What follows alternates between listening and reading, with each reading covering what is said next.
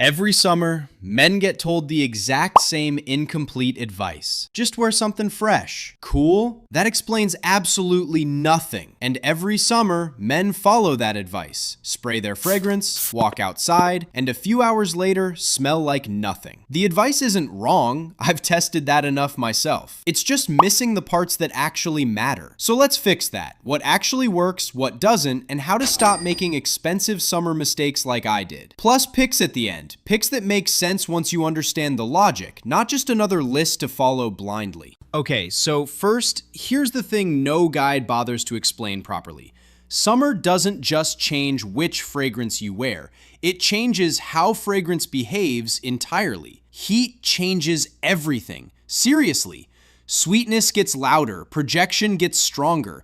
That warm amber you love in February, in July heat, it can start smelling less smooth and more like someone weaponized a dessert. Same bottle and same sprays, but completely different results. And it works the other way too. Heat accelerates evaporation, so while your fragrance projects louder, it often disappears quicker. That's why your fresh citrus disappears in an hour on a hot day. It's not a weak or bad fragrance, it's just volatile by design. That's what makes it smell clean and bright, and also what makes it short-lived in heat. Once I actually understood this, I stopped blaming bottles and started making better choices. Next, let's fix the word fresh, because fresh fragrances absolutely work in summer, but fresh is also painfully vague. Not everything in that category performs the same. Pure citrus, bergamot, lemon, grapefruit opens beautifully and disappears fast. These are often built with almost no base, which is exactly why they're gone so quickly.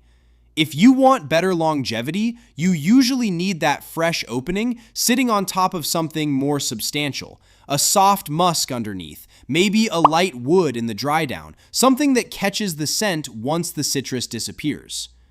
Also, aquatics are usually a better bet. They project cleanly without getting overwhelming in heat, and because most have more going on underneath, they tend to last noticeably longer than pure citrus. Think Acqua di Gio territory, fresh up top, something actually holding it together. Light musks are also a good option. They stay skin close, which sounds like a weakness, but is exactly what you want. Not filling a room, just smelling good when someone gets close. The point isn't to memorize categories, it's to smell something and know whether it has enough base to carry through the day. Your nose learns this faster than any list will. Fresh opening, soft base underneath. That's the summer formula. Now, just as important as knowing what works is knowing what absolutely doesn't. Heavy oud, dense amber, rich tobacco, thick vanilla. Most of these just do not belong in July. I don't care how much you love them. In summer heat, they just get stronger. It can literally smell overwhelming, and most people are too polite to say it. Simple test. If a fragrance is described as cozy or perfect for cold winter evenings, it's telling you exactly what season it belongs in. Put it away until October. Now, how to make fragrance actually last. 2 things. Fast. 1. Moisturize before you spray. Even in summer, especially in summer. Heat makes fragrance fade faster and dry skin gives it nothing to hold on to. Just skip the heavy winter creams. I usually use a gel moisturizer. It absorbs fast, gives fragrance something to stick to, and doesn't feel sticky in the heat. 2. Carry a travel atomizer. Small, refillable, costs almost nothing. 1 refresh spray at midday. Fresh fragrances are built to be light, not to last 12 hours.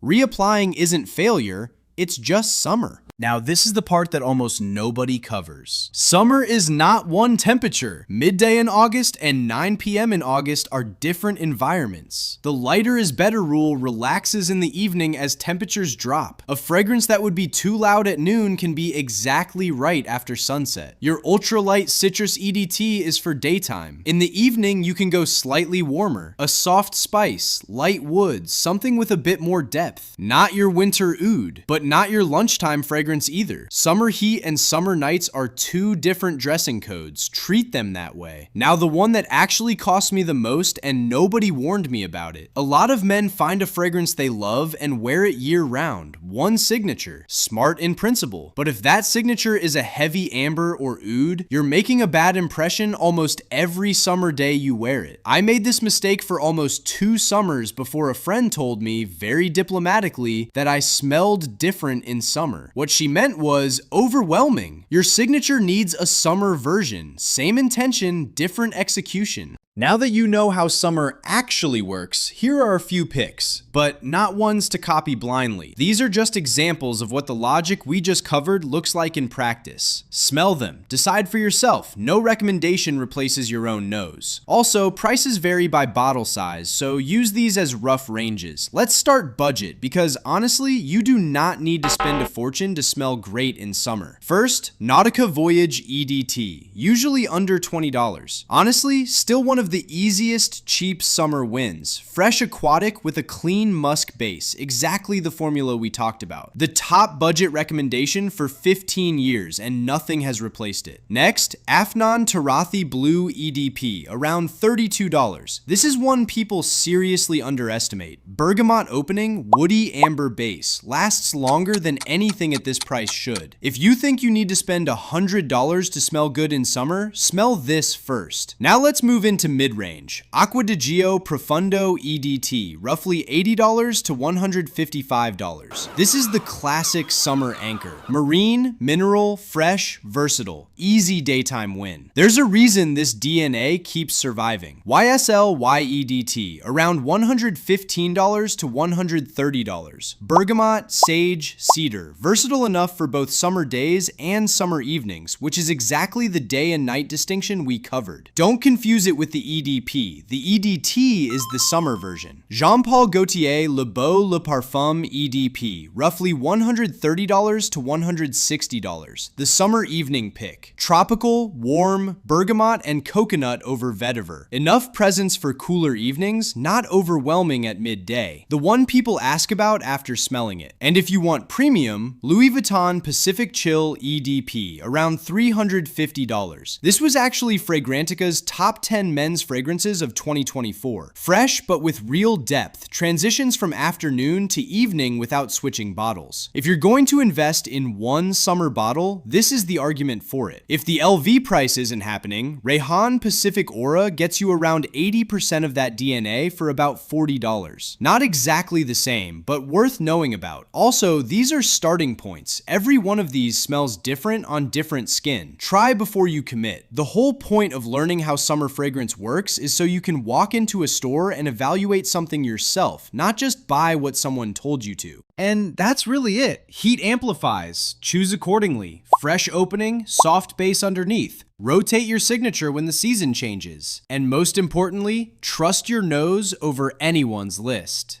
including this one. If you're walking away knowing more than you did 10 minutes ago, subscribe, because more of this is coming.